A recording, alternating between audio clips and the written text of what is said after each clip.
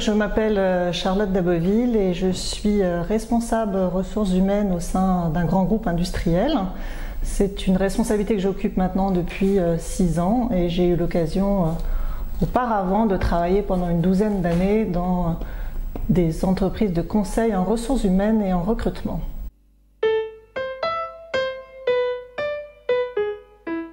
Souvent, c'est une démarche qui est prescrite plutôt par les ressources humaines, c'est juste. De temps en temps, certains managers ont déjà été coachés et donc ils ont eu l'occasion de pratiquer, donc eux-mêmes deviennent des prescripteurs, mais c'est vrai que c'est surtout à la base une démarche proposée par les ressources humaines.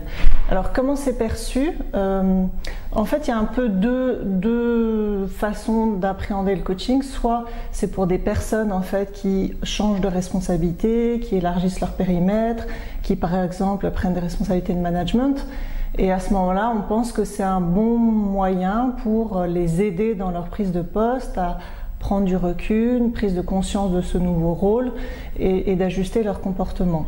Donc ça, c'est la prescription, j'ai envie de dire, la plus évidente. Et puis un autre type de prescription qui est plutôt un coaching qui serait lié à la volonté de faire évoluer des personnes sur certains comportements qui ont été identifiés.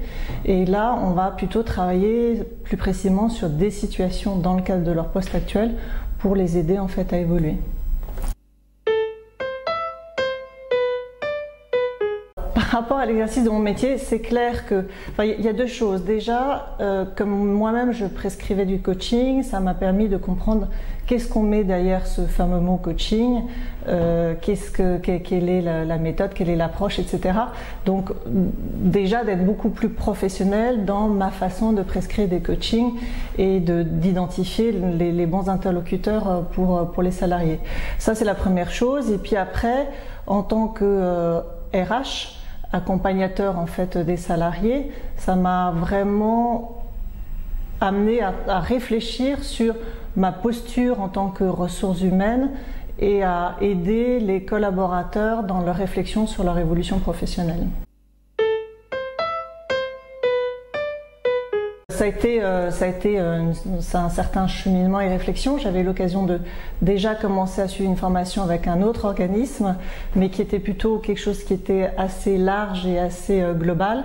Et il y a un moment où j'ai ressenti le besoin d'aller sur quelque chose de plus précis, de plus méthodique, de plus structuré. J'avais vraiment besoin d'avoir une colonne vertébrale qui me permettait d'asseoir des compétences, voilà, et quelque part de me rassurer sur une méthodologie pour être sûr de la pratique que je voulais mettre en œuvre par la suite. L'IFAS pour moi c'est vraiment une méthode à la base scientifique, c'est beaucoup de pédagogie et puis c'est la mise en pratique puisqu'on a la chance de pouvoir pratiquer.